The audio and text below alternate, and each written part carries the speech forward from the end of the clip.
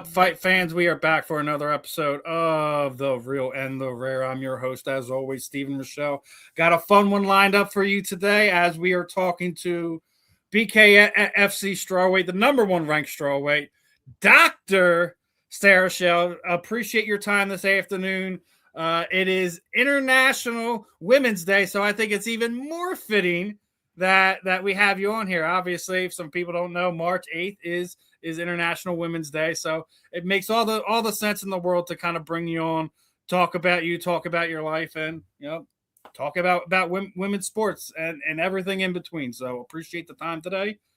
Absolutely. Thanks for having me. And yeah, on Women's Day, that's awesome. International Women's Day. I love it. Yeah. I seen that when I got up today. I'm like, well, ain't that fitting? Meant to be. Yeah, it definitely was. And speaking of which, obviously we want to get into you. Actually, real quick before I forget, I almost forgot about it.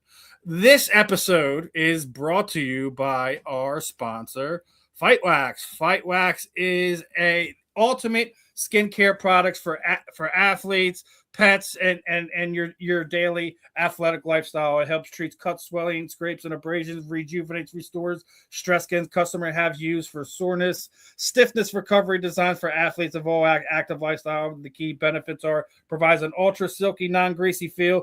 Deep hydration for skincare, helps fight dry skin. Customers have used for eczema, psoriasis, and other skin disorders. Obviously, the Fight Wax soap is coming out.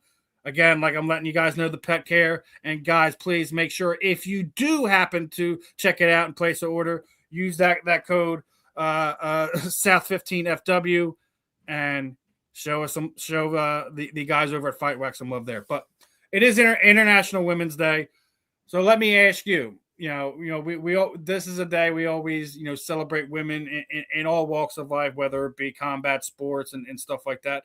Who are some women that inspired you when you were young? Who made a difference in your life that put you on the path that you are today? Gosh, you know what? I don't really know. I mean, my grandma and my mom probably just I've never really been a celebrity person. Yeah. So just my friends and my family are the ones who inspire me the most. So yeah, I've always looked up to my mom and my grandma. And listen, sometimes it is the direct line. Your family, they want to kind of push you in that direction. It's the first time I'm getting to interview a doctor who is a fighter, so I definitely want to get into that. So how did your medical practice come about? What made you go from that being your daily life, and what is your profession? What do you specialize in? Yeah, absolutely. So I started as a fighter, and I was fighting in Canada. I'm born and raised in Vancouver, Canada. And I was fighting really big girls and really big women in Canada. And so I moved to the States because everything's bigger in the States. There's a lot more women that were my weight class that I could fight in the States. So ultimately I fought for a year, and then I decided to make the move to the States. And I joined, my university to get my bachelor's, and I chose the doctorate program because it would afford me the longest time in the States so that I could keep competing. So that's ultimately how it went. I was a fighter before I was a doctor, and it all meshes together really, really well. I've always been a fitness person and a health person. So went to med school. I had 2 babies during med school. Then I opened up a practice right outside of med school, and I'm a primary care physician. So I, manage, treat, diagnose any conditions. I'm the first line provider that you really come to for anything. And if I can't do it, I'll refer you out. But I'm the first line provider. And so, I really love what I do. And I love, being fit, and my patients see me on my fitness journey, and it really inspires them to, come along the ride with me and really, dedicate themselves to their health too. Listen, being able to balance both lives, I'm sure, is pretty hectic at times. How do you manage it to both be, a doctor and a professional athlete in today's life? Yeah, you know what? I get asked that a lot, and really, like, fighting is just who I am. It's so ingrained in my life. I mean, I'm going to work out every day anyways. And, when it comes to fight time, my intensity, just increases dramatically. I'm just that crazy lady at the gym. And, everyone wonders, like, what's she training for? But, Yeah, it's just come so naturally to me, and yeah, it's really not. I mean, it's hard, but I've just been doing it for so long, so I don't really even think about it anymore. It's just I'm a creature of habit. I do the same thing every day: work, train, kids. I even homeschool my two oldest kids. So I've just recently started that this past year, but that's the new challenge that I added to my plate. Hey, listen, with the way everything goes in schools these days, I can't blame you. I mean, I felt when I was a kid there wasn't the proper ways to kind of go about things, the proper resources, and at the end of the day, 9 times out of 10, your parents know how you learn things better than some stranger that only gets you for a few hours a day, a handful of months out of the year. So, Yeah, I mean, absolutely. And in school as well too, I don't think I was ever really challenged. I remember my teachers telling me that, I'm never going to amount to anything, because I would fall asleep in math class or something like that. And so becoming a doctor and becoming a fighter was nothing that school ever yeah. motivated me to do. I came about it on my own journey. But not to bash on school. I mean, there's certainly good teachers, but I just like to be, directing it for my kids. Listen, like I said, I don't blame you there. And what anyone who has two eyes and ears can see over the last 10 years, handing your kids off to public school isn't the greatest thing, and not everyone has the resources, finances, or whatever to send your kids to the best schools, because a lot of the times it's all about this, not about where you're at. So Absolutely. Absolutely. And I get to see them all the time as well too. So, I mean, I hope it works out. It's hard for me because I work full time. mhm. But we're doing it pretty good right now. But it's also, you got to think, we have things now that our parents didn't have. Like you have things where you could put a camera in the room. You can see if they're doing their work, or if they're just farting about around the house. Like, hey, we have like, say you set up a structured program. This time you can do this time you can do that, and you see that they're not there. You could just shoot them a message like, hey, I don't see you in front of the computer doing X, Y, and Z. What's going on right now? Absolutely. And for anyone who is interested in homeschool for their kids, you actually get funding from the government. So instead of giving it to the school where your kid would have gone, they give you funding. So each kid, you actually get a couple thousand, every month, and you can put that towards tutoring. So actually, when I'm at work, I have a tutor that comes in, for 1 to 2 hours every work day that I have, and I get to direct kind of what they're learning. But there is funding available if you do homeschool. One of the few good thing that is coming out of our government at this point in time. And you did make a post, and again, I don't like to go super political, but I seen another thing was basically like release all the files and lock up all the pedophiles. I've seen comments being made that if we arrest everybody, that the system would fail. I'm like, well, then the system needs to fail, at least initially. Yeah, and I've never really been a political person, but with everything going on in the world, there's just now's the time to talk, especially if you have kids. So it's not really to get political. It's just supporting kids and making sure there's no pedophiles out there. It's not even just political. The kids, the women in particular, just because the way the world is. If you're an evil person, you shouldn't be in any form of position to be able to have a say in how things go. Absolutely. And that's why I think more people need to be a fighter. More people need to get into martial arts, because when you have a spine and you bring that into your profession in life, I think that's how we make the world a better place. Just people gotta train. And when you fight, then you don't, you just gotta have a spine in whatever job that you do. Yeah. I mean, it's one of the things, like when, as I was telling you before, and my kids were in gyms when they were young. So it's like, I think only one of them has ever been in a situation where they've actually had to, be in a fist fight or anything like that. But it's also in the situations where they don't get to get bullied. And even my daughter, like, she got into some situations, but like there was a thing where like they had to bring multiple girls there because they knew that she knew how to take care of herself. So it's like one of those things where it's like you prepare your kids for the worst type of scenarios ever, and just pray that they never have to be involved in them. Absolutely. Hope for the best, but be prepared for the worst. And that goes for anything in life, not just defending yourself, Yeah. but, at work and your job and life, just always be prepared for the worst, but hope for the best. Yeah. And obviously we were talking about today's being International Women's Day, but March is Brain Injury Awareness Month. Now, obviously, we're talking about combat sports, and there's all kinds of different ways that people think about combat sports. Obviously, there's a stigma that surrounds bare knuckle just because of the fact that you're probably more likely to get cut. But I think that people who do the research and know that boxing is way more dangerous because of the padding in the gloves. You being a doctor, you being somebody who is educated on how the body works. What do you feel like? Do you think that you're in a less dangerous environment being a bare knuckle fighter over boxing? Yeah. I mean, both of them have their ups and downs. The way that I look at it, though, is I really focus my training on preserving my brain and healing my brain. I do a lot of different therapies that heal my brain. And when I spar, I don't get hit to the head. So I only get hit to the head during the fight. Because I've been fighting for like 16, 17 years now. So I've done my hard sparring. I back in the day, like I used to just hard spar all the time. So now I'm just focused on, preserving my brain, coming into a fight with a strong chin. I know I can take punches, so I don't practice taking punches to the face in training.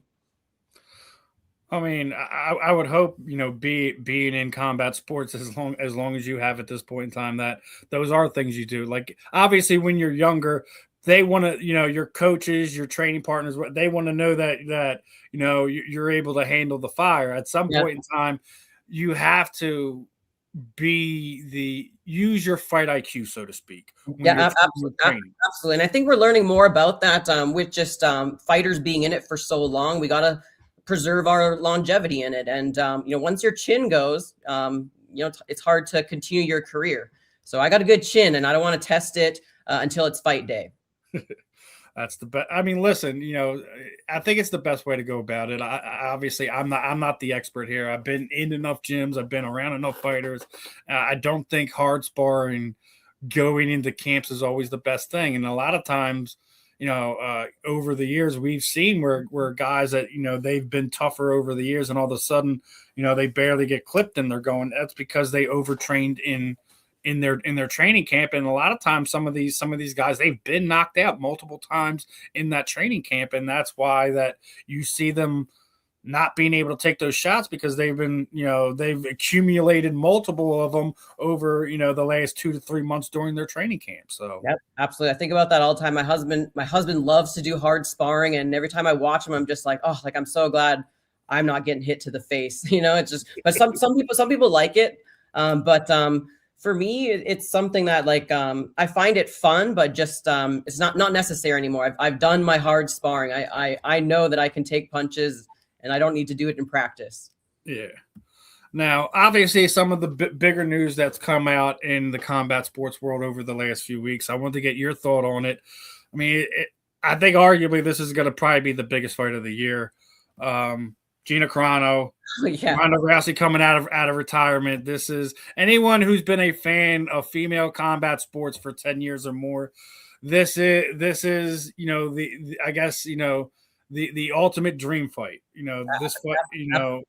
I know some people would say you could kind of fill in some other fighters. I have this saying, I say it a lot of times. There's that Gina Carano crawled so Ronda Rousey could run. And no one would have paid attention to the sport if Gina didn't lay down the groundwork in her earlier career.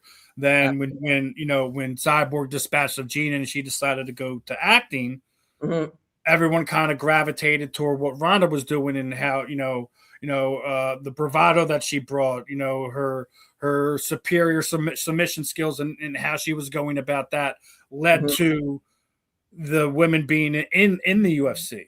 Yep, absolutely. They definitely paved the way. I was always a huge fan of Gina Carano from the start because she was a stand-up fighter. She was, Muay Thai, and I got into stand up from the start. I did a lot of MMA fights without even training, any groundwork. I was just a stand up fighter, and I would always try to keep it standing.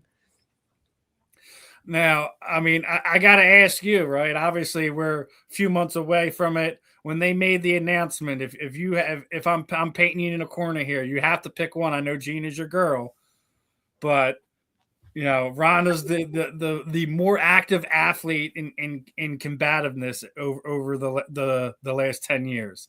Yeah, I Are think you going Gina Carano that night, or you think Ronda's going to be able to? The thing is, if Ronda is smart and just sticks to her guns, sticks to what she's good at, which is take them down and submit them, then yeah, I think Ronda has all the chance in the world if she puts her ego aside and sticks to what she's good at. She shouldn't try to stand with Gina. I wouldn't. Listen. I totally agree with you there. I think if she does what made her the name that she was over the years, if she just closes distance, avoids the big punch or kick and gets a hold of Gina Carano, if she gets a hold of Gina, I think the fight's over. I think it's Ronda will have her way with it. But I think if Gina adapts to what Holly Holm did in her fight against Ronda, that it could be a long night for Ronda Rousey.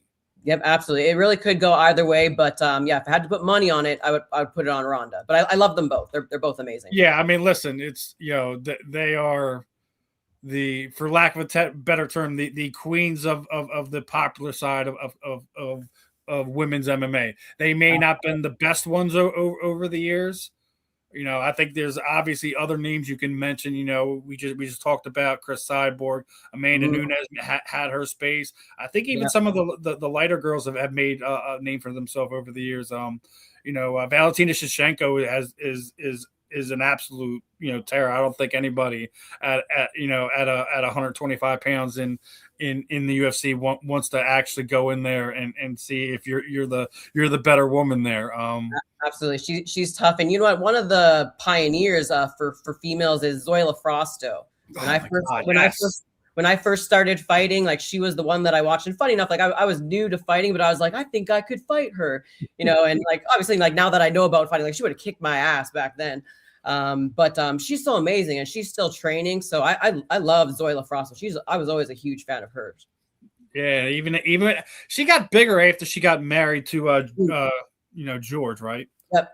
I don't think they're together anymore, but she's consistently training and yeah, she's always been very motivational. She's a beast too. I think one of the ones I'm favored that doesn't quite get the respect they deserve is Rose Namajunas.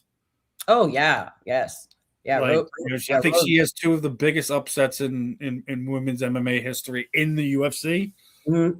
So I always got mad love and respect from her. And speaking of the UFC, obviously big event last night. They made their the White House card got announced last night, and I didn't see. Okay, I am not a fan.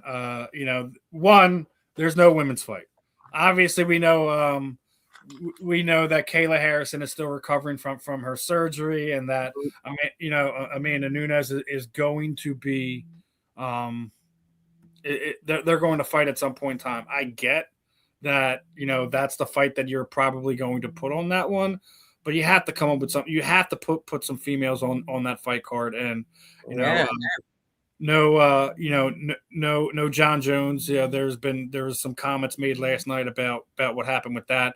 Conor McGregor has also made a comment that that's what he was told that they were pushing for, and that it didn't. That he's probably going to be International Fight Week, but he was told this whole time that it was going to be Mike Chandler. Mike Chandler is fighting on the card, but no Conor McGregor. That's how the fight game goes, though. But we all know that. But it's one of those things. Like if you can't make it happen, right, then you need to move things around to make it what you say it was. We were told the biggest fight card that we've ever seen. Well, no disrespect to those guys, and there's some Philly guys or PA guys on that card that I'm going to be looking forward to. But other than that, like I felt it to be a little bit underwhelming. I don't know if, like you said, like sometimes the fight game just doesn't work that way. Yeah, you don't always get what you want, but I kind of felt that it left a little bit to be desired. Obviously, it was your first time seeing it when I just pulled it up, but yeah. what But yeah, no, you feel like that way too? Like never, it's missing that big I never point, say anything's going on until the contract gets signed, because matchmakers, they tell you dates and you'll start training for it, but I never get stuck on it until that contract is signed, because things get opponents get told different things. This is why Britt and I were beefing a little bit, because we were both been told different things, but it's just part of the fight game. It's part of the fight game. It is. I mean, and listen, nobody's perfect. No promotion has the exact science to how to make things work for everybody. What makes sense for the promotion, what makes sense for the fighters. And like you said, sometimes you'll get told one thing and matchmaker will wind up doing X, Y, and Z. The other opponent gets told something else. And next thing you know, you guys are sitting there trading words. Well, I was told this and I was promised that. And you're scared. You're not coming out. Sometimes I feel like the matchmaker just tells us different things to get us angry at each other and start things. So that's why I don't take anything to heart until the contract is in my face. Yeah, I mean, listen, it's a fight game. Like we were talking about, something like you're not going to be everyone's fan favorite. You're not going to be the most loved person in the quote unquote locker room, and you don't have to be at the end of the day. As long as you respect the person across from you. You don't get too personal when the words start flying and everything's all good. Absolutely, sticks and stones will hurt my bones, but words will never hurt me. Listen, words are words, and it's fun for the fans, but I don't think that some of these fans realize that 9 times out of 10, like y'all may say the most terrible things to each other when it comes to what your guys going to do in there and this, that, and the third, but when it all breaks down, it eventually you guys become cordial at some point in time after the fight. Absolutely. I'm in love with the journey. So I love the journey. I am unattached to the result, but we're not playing badminton with each other. We're fighting each other. So, it makes sense that, we're going to say, I'm going to whoop you or this, that, and the other thing. And we should be talking with confidence. And sometimes I think as a female, when you talk like that, it can come across as, arrogance, but it's just confidence and a love for the sport. That's what everyone used to say Ronda was. I'm like, but that's what you want. You want that that fire in your belly when you go in there and have that supreme confidence, whether you feel like someone's strutting around like a peacock or not. That's not. It's you want to have that because, I mean, as much as we don't want to admit it, like when you look at it, at least in the fight world, you have to have your quote unquote baby face and on your heel. You have to have the yin and the yang. Absolutely. You got to be ready for war, and you should always believe in yourself. A fight can go either way. And just like I said at the beginning, in my first couple amateur fights that I did, I was watching Zoila Frosto, fight for the Bellator title. And in my head, I'm thinking like, oh, I could probably fight her, and it wasn't until, many fights later that I was like, okay, I'm nowhere near, Bellator title fight yet. But, that's just the confidence that I had, even at a young baby fighter getting into it. Yeah. So I'm competitive, but it's certainly not arrogant. I'm very humble. I always feel like I'm a student, and I appreciate and respect all of my opponents, no matter what we say to each other. Yeah, I mean, it's all words, it's all hot air, and to the contract to sign, the weight is made, and you guys are standing across from each other in front of tens of thousands of people. So absolutely, we're some of the most badass women, and we're influencing a lot of people and impacting a lot of people. So it's a much greater picture that I look at it as. Now, we've been talking about a little mix of everything. So I'm going to get your thoughts on this one, right? So I've been sitting there saying for the last few years, I have felt that the UFC has been missing the ball on a lot of things. Obviously, I just brought up the White House card. It's a little underwhelming. I kind of believe that what Dave Feldman, BKFC, Conor McGregor, and everyone that's involved with it has been, for lack of a better term, kicking the UFC in the teeth as far as popularity, growth. I think a lot of the better fighters in the world are in bare knuckle at this point in time. That's why we don't see a lot of these big UFC fights or big MMA fights, because for the most part, most of those fighters are now in bare knuckle in one way, shape, or form. Yep. Do you feel that that's kind of also the case over the last 5 years, that not just the popularity, but the bulk of the good athletes and the fans themselves has been kind of, migrating to what bare knuckle is today? Yeah, I absolutely see that. There's a lot of MMA veterans. A lot of us that are in BKFC have some sort of mixed martial arts background, and we're just the toughest of the toughest. Kind of have been collecting at BKFC. It takes a certain person to want to do BKFC. So there's just lots of tough and veterans of martial arts. So yeah, and it's exciting. All of us, have a different personality. It seems like a little bit more rigid in UFC. Of course, there's some people who have really good personalities, but BKFC, everyone's exciting in their own way. I agree with that. And, we've seen the growth. We've seen everything that Dave Bare Knuckle's been doing, BKFC Ice. We're about to see the Fight Club thing be announced. I literally think the only thing you guys are missing at this point in time is the reality show, is to have some type of thing to get more of you guys out there. And, I've been hearing rumors that, we might see bare knuckle on a major network platform at some point in time over the next few years, potentially something like Fox or something like that. Would that be something that you would like to be involved with if that does happen, if they do happen to put some type of reality show together, do a similar style to what the Ultimate Fighter was? Absolutely. I would do a reality show with an Ultimate Fighter type kind of setting, or just reality show to show my life and training. I am available for anything that I can have an impact in the world. I just want to be a good influence in the world, and I love trying new things and new challenges. So yes, I would be open to helping BKFC in any way possible. And then the other one, what was the bare knuckle cruise you guys got going on? I saw that. Yeah, that'd be so fun.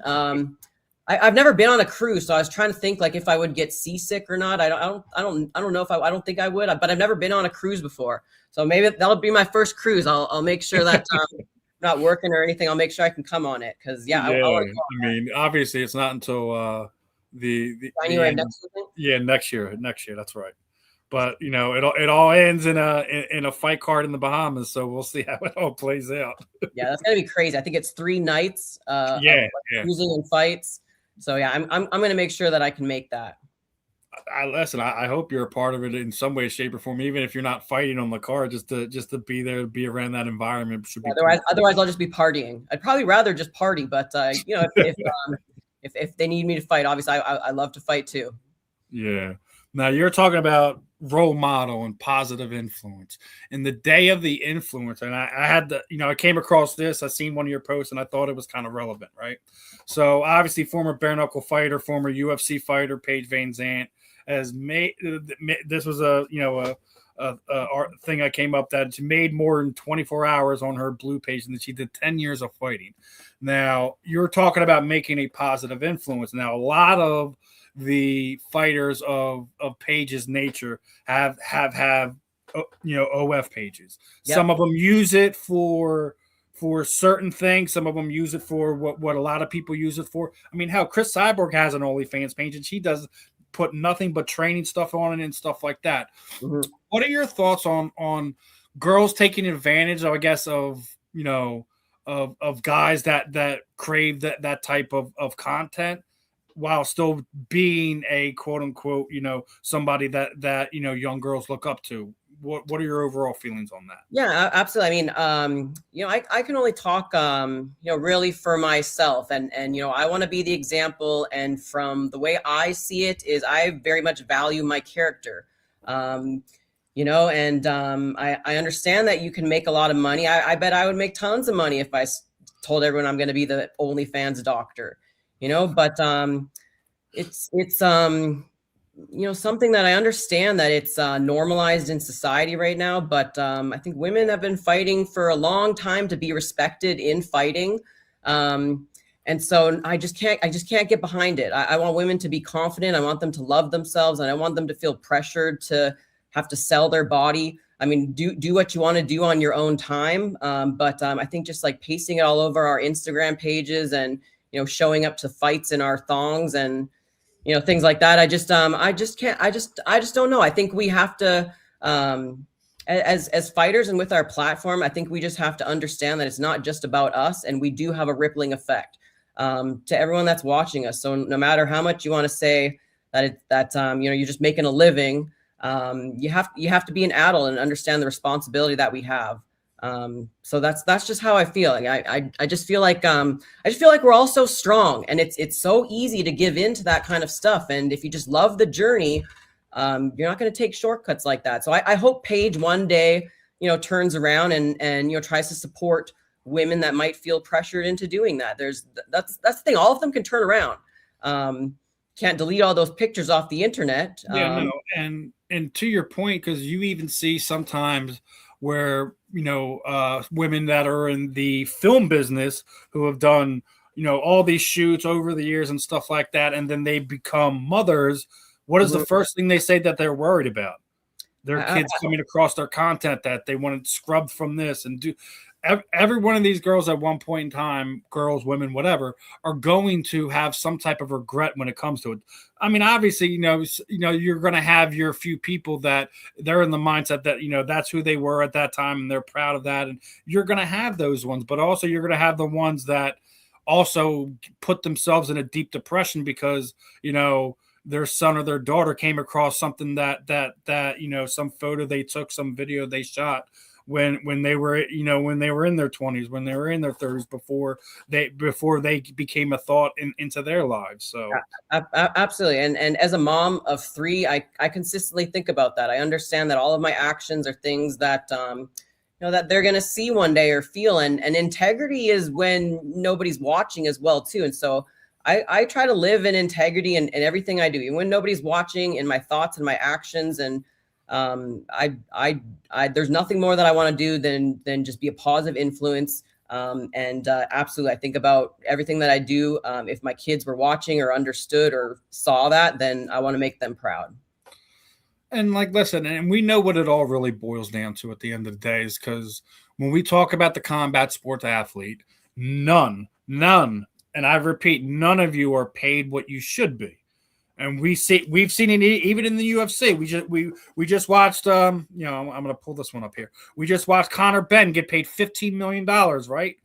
No one in the UFC is even sniffing around that amount of money. They just refused to bring John Jones back because he asked for that same exact amount of money. He asked for $15 million because that's what they just gave to Conor Benn. They wouldn't do it. That's why he's not on that card. Conor McGregor isn't fighting because he's probably worth more than either one of those guys, if you ask me, as far as bringing in the crowd, bringing in the popularity, bringing in the people from overseas. I agree that Conor's worth more than each one of the two aforementioned fighters.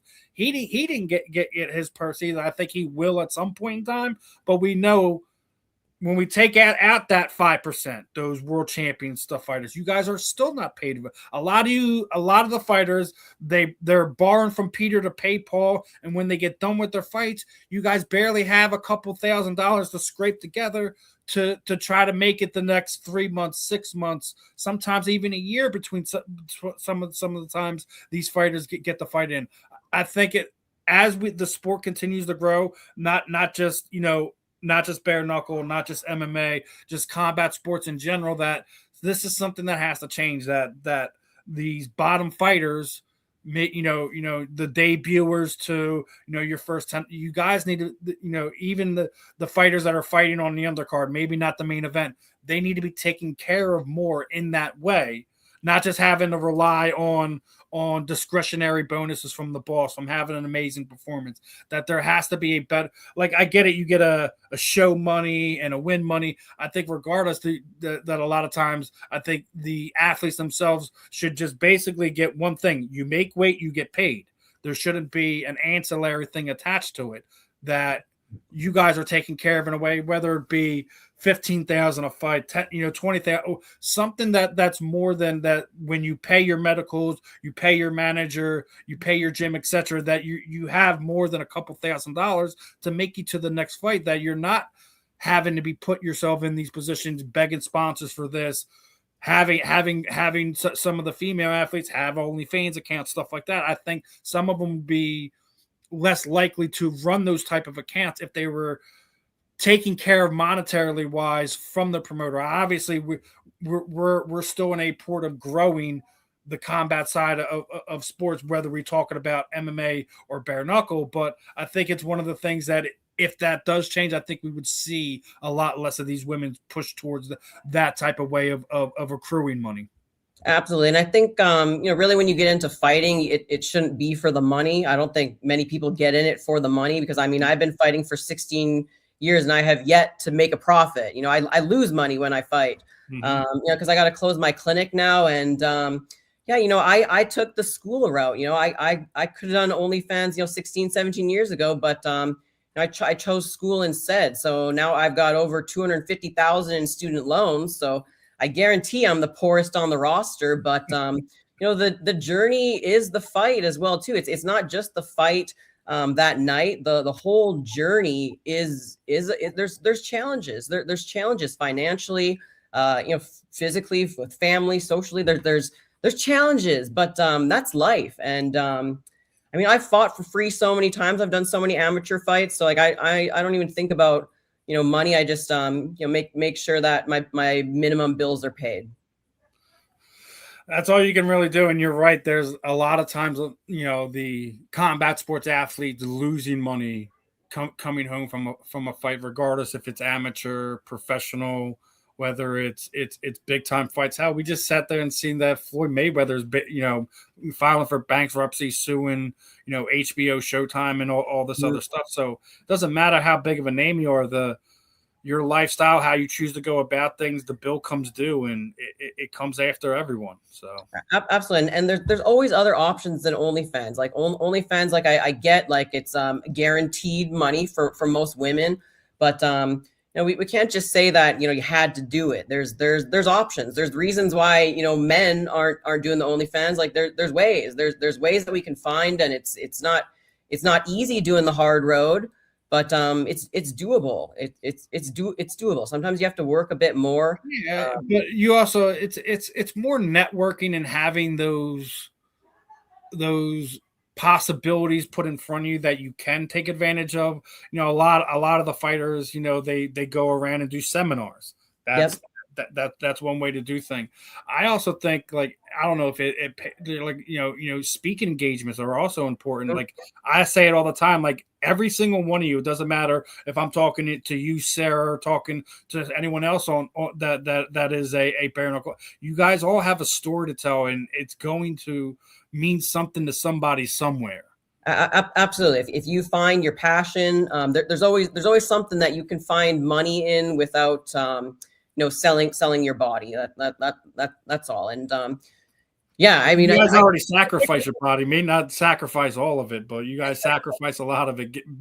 Exactly. To go be in there. Yeah, exactly. And I like to poke at some of the OnlyFans girls, but I respect them. Like we all have our past that we take in life. But I like giving tough love and poking at those women because I want to see them one day turn it around and help women who have depression and anxiety and are feeling pressured and let down by society. Eventually we got to help, the next generation get strong and make better decisions than we do.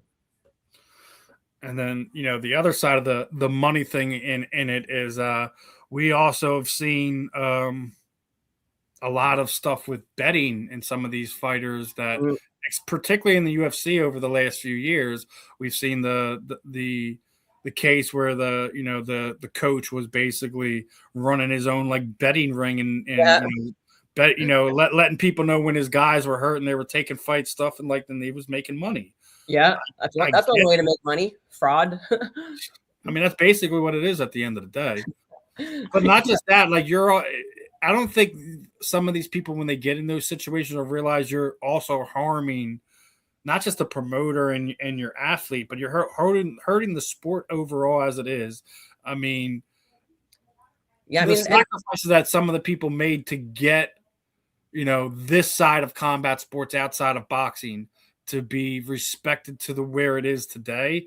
A lot of people sacrifice a lot just to get it here. So it's one of those things where I don't think you realize how much you damage the integrity of the sport it is, because now it's just going to be like every time there's an upset, we're like, oh, how much did the champ take to take a dive tonight?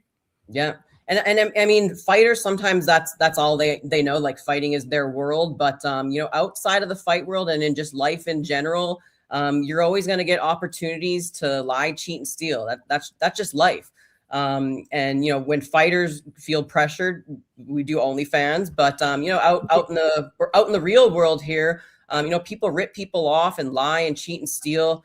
So it's just, you gotta try your best to save your integrity and your character. There's no way around it. And you can't let society fool you. You got to stick to your guns and stick to, that little kid inside. Did that little kid, want to strip and sell their body? Like, I always think about the little kid in me, and I don't let society kind of change that. I try to stay grounded with who I was when I was a little kid. I mean, that's who you try to be is like, I want to make the little kid who was inside of me, proud to look at the person, be that person that they look up to. So it's, I mean, everyone has weaknesses in life, and and like we talk about, like having that same integrity behind closed doors when no one's looking is kind of the way you think about that. So I mean, listen, man, we can go over this from 10 different ways for the next 2 hours, and there's always going to be something there. But we're going to kind of get talking to some of we get these celebrities in our sports, and I don't know if you've seen over the past few days, Logan Paul's been sitting there saying he can whip on this professional football player and that professional football player. Look, we were just talking about, having that confidence and stuff like that. And I think 9 times out of 10, some of the stuff that Logan was saying is right. Like, I think for the most part, some of your untrained guys, regardless of how great of an athlete they are, whether we're talking about an NFL player, a basketball player, a football player, 9 times out of 10, he's probably right, because he's been trained in that. They've been, him and his brother have been doing wrestling and combat sports since before they were the YouTube kids, way before that. And I think people forget about that sometimes. Yep. But there are, I think, the 5%ers that are in that sport that I don't think that you really want to have across from you in a ring, in a cage, whatever. Yep, absolutely. And really, it all comes down to discipline. So, when you're an athlete and you stay consistent with it, and those guys are millionaires, maybe billionaires, I don't know. So, they got all the resources in the world. But even with all that, sometimes you just don't have it in your mind as well too. Fighting is very mental. And mental for me, I mean, I have natural talents and good discipline, but my mental game, I always find is an advantage. I'm very, very, very strong inside, and I'm very in tune to the internal dialogue that's going on. And like I said, I love the journey. So I'm always working myself through the journey. I just want to be the best person that I can be, and fighting helps me to get there. Now, the reason why I asked that, I mean, obviously we know what your goal is right now. It's the strawweight title. It's Britain Hart, but in a crazy alternate reality, you can make any fight with any female athlete, currently fighting from before, that you would want to test yourself. Obviously, you were talking about you were talking about Zoila Frosto when we were earlier in this interview. Who's a fighter that it would be a dream fight for you? You had, you're a world champion. You cleaned out your division. You get a challenge from this person. Who would you like that ultimate challenge to be?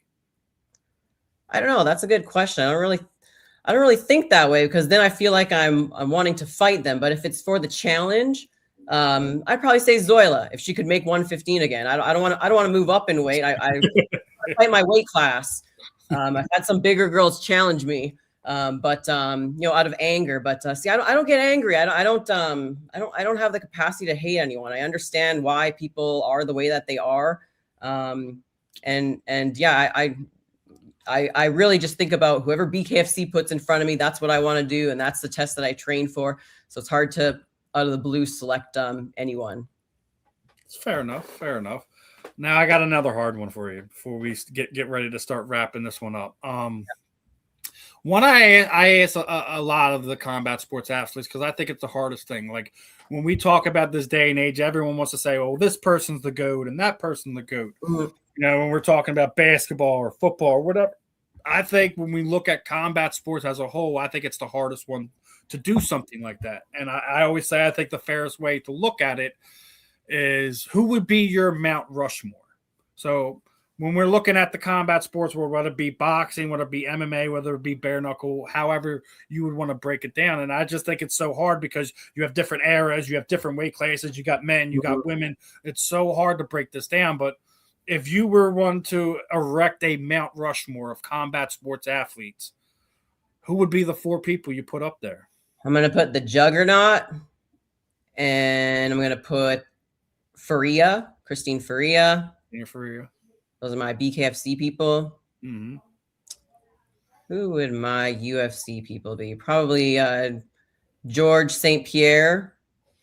And 4th one, last one. See, this is when it gets hard because I think 4 is also hard too. I mean, I got to pick another female. It's got to be 2 and 2. So I'd probably say Ronda. It's hard. It's hard. There's so many good names. So. Yeah, there is. And that's why I said it's the hardest in combat sports because there's different ways you can go about it. Eras, weight classes, men, women. Yep, and, I think a lot of times the OGs kind of get lost in it because anything that was before Ronda Rousey, unless you were a real diehard fan, you don't know who they are. Mm-hmm. Yeah, no one talks about Tara LaRosa. She was an early trailblazer. Yeah, you know what I mean? Too. So it's like, Julie Kedzie, I don't think anyone, who's, got into combat sports over the last 10 years ever actually seen her inside of a cage. Yeah. We all know her. Like she's the color commentator for Invicta at this point in time. So there's so many people you could put in there, even the boxing side of things. There's people you can name. That's not Layla Ali. That's not Clarissa Shields. That's not Amanda Serrano. So it's literally, it's so tough because there's so many ways you can go about it. Yep. So many good fighters out there nowadays. Yeah. But I had no problem with that. I think Lorenzo Hunt doesn't get the respect he deserves at this point in time, regardless of what happened 2 years ago with his failed test or not. That's right. I forgot about that. That might get him. I did it because I just thought it was really weird. Like after a loss, he tested positive for something. A lot of times, like I think some of the athletes, they don't pay attention to what they're putting in their bodies when it comes to recovering and stuff like that. I don't know the exact what would happen on it, but I think a lot of times you guys do whatever you can to recover the best way you can because it's the hardest thing to do, especially when you start getting up there, right? Yeah, but yeah, as a professional athlete, though, it's your job to understand what's going on in your body. If you get a tainted supplement, you get a tainted supplement. There's nothing you can do about that. I guess, yeah. How often do we get tainted supplements, though? I think it's very few and far between. And I don't think I've ever seen Lorenzo make an excuse for it. So I won't hold it against him. A lot of times when you see these fighters and they cut the corners and stuff like that, they want to point to everyone but themselves. Yeah, that's he took true. it on the chin. He did what he had to do. He's come back and he's been just as of a menace since before he was. And I don't think he gets the respect he deserves. Everyone's talking about Mike Perry's the most popular male BKFC fighter. It's the joke. It's a joke to me. Nothing against Mike because he's earned where he has, but Lorenzo put it all out for everyone to see the pre-weigh-in press conference that they did. Yeah, I like Lorenzo. He's entertaining, good fighter, knocking people down. He takes on all challengers. It doesn't matter what weight class they're at. Whoever's the best of the best wherever he's fighting at, he takes them on. Yep. His only loss was to a former heavyweight champion. I don't think there's nothing to hang your head about that. Other than that, he's been a multiple division champion in BKFC, and as he says, like, he was a tow truck driver. He wasn't a professional athlete when BKFC came a knocking. So it's a guy that, if this sport never came up, he'd probably still be doing, be a tow truck driver somewhere. But, as of right now, I don't argue with that one. Christina Fieri, has dispatched everyone she's been put in front of her. I think her problem right now is she needs somebody with a big name to fight, and I agree. I don't see anyone there. Like, I mean, yeah, we got to wait for someone else to pop up. She's taking everyone out. I mean, if I'm her, I pray that the next time Jessica I goes out there, she absolutely obliterates somebody. There's a name with someone that has a popular name that people would know for her to fight. Because other than that, like, I mean, and it's not to be disrespecting anyone in that weight class, but there's nobody there. Yeah, nobody there for a fight, and everyone that was, she's already fought, and so she's taking everyone out. And then her last fight, I mean, now it was a catch weight. She went up to fought Jessica Borga, who's the only woman in BKFC to have a registered knockout. So yeah, that's true. And then that was an amazing fight, and she fractured Jessica's orbital. So. Yeah. I mean, she's an absolute menace, and she deserves every bit of the credit, respect that she does. But she needs challengers right now, because if not, we're going to watch the twilight of her career disappear without a big fight, and that I think is a sadder thing than staying in the fight longer. I'm sure they'll find someone. Maybe they'll pull someone over from BYB or somewhere. There's someone out there that wants to fight for Rhea. If we're talking about someone from BYB, the only one I can think of at this point in time would be Jamie Driver, maybe. I think she's a little bit bigger. What's that? She definitely is a little bit bigger, but hey, I mean, that blonde girl, can't remember her name. She's got like tats on her face. Yeah. I'm bad with names. Yeah, so am I sometimes. It's like, once I watch, we'll get off of here, we'll look at it, but that's what the name was. But yeah, I mean, then your other one, George St. Pierre. Listen, I'm from Canada, so he comes to mind. Otherwise, there ain't no shame in that. Otherwise, it'd be Conor McGregor, right? So between Conor McGregor, George St. Pierre, but I like both of them. I just chose George St. Pierre because I needed a Canadian on there. Hey, there ain't nothing wrong with that. And George is the consummate professional. I mean, showing you that, like, once you get knocked down, you can build yourself up and be a bigger, better fighter. I mean, he got the thrown around the ring, and gets his first fight with Matt Hughes, goes back to the drawing board, gets back in there almost 2 years later, and is a completely different fighter, and took that mindset he used to beat Matt, and just every time he got back in there after that, he was a different fighter. He had another tool in his tool belt. And I still feel to this day that Michael Bisping did not beat George St. Pierre, in my opinion. I don't care what anyone wants to tell me. Michael got a gift of a judge's decision that night.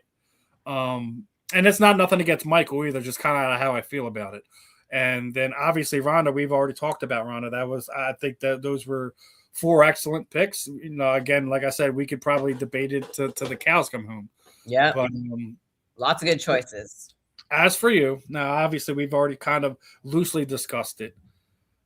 The only name you want to see on the contract gets slided over to you next is a title fight against Britain Hart, right or wrong? Absolutely. I only want Britain right now. At one point, I was calling out Taylor because I thought Britain had a different fight in another organization. I didn't want to wait for it, but Britain's the one above me, and Taylor's the one below me. So I want Britain first, and then I'm going to call out Taylor. No one wants to hear my thoughts on Taylor Starling. I love her personality, everything like that. I just think she's been given the most opportunities I've ever seen of a bare knuckle athlete ever. And she's not capitalizing on them. She's not. And whether it be luck, the skill of the person going against her, whatever, I just feel like she's been given so many opportunities that probably could have gone to other fighters, and I don't think a whole lot of people would have argued it. But again, nothing against her. She at the end of the day, she's a Philly fan. I should be rooting for her, but I just look at the athlete and their skill set, and I just kind of go from there.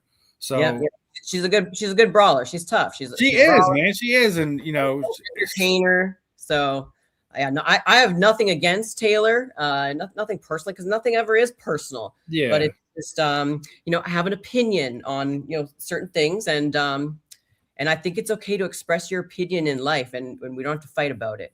But yeah, I'd love to fight Taylor. All information should always be put out there, regardless if it's going to hurt somebody's feelings or not.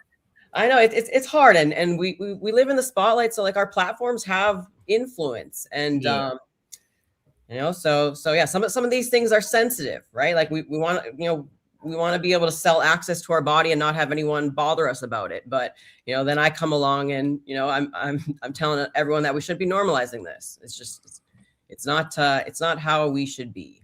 So name, who, for the belt, all that's already put in front of you.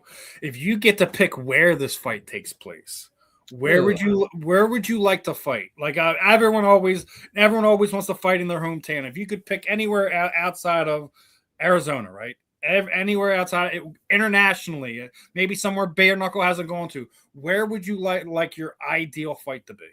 Yeah, I mean, I'm down to travel anywhere. I will go into anyone's backyard. So gosh, I'm not picky. I'll travel anywhere over the world, anywhere around the States. I love to travel. I just love to fight. I'm down to fight all the time.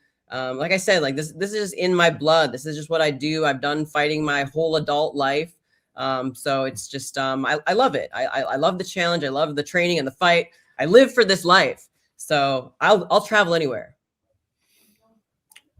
So all right, we're gonna send you to Australia then. Yeah. Just got to get my passport. There you go. But what I do at the end here, Sarah, when I typically end these things, is kind of throw the proverbial microphone over to you. Anyone you would like to thank, trainer partners, teammates, shoot out your social media sites, these sponsors you have, you want to show some love to. Parting words. The floor is yours, my friend. Okay. Let's see. Who I have to thank is my coach, Santiago from Pro Edge Boxing in Phoenix. Always got to thank my family, which is my husband, and then my kids. Got to thank my kids too. But that's really my support system. I have a small circle, and that's all that I have to thank. I guess my patients, and my few friends are always a good support system for me. But I have lots of good positive energy. In my life, just from my patients as well too. All my patients are so supportive and positive. And you know what, one thing that I would say as advice is just to believe in yourself. That's always my advice, is just to believe in yourself, and just block out the noise, believe in yourself. Because that's what makes life fun. Absolutely.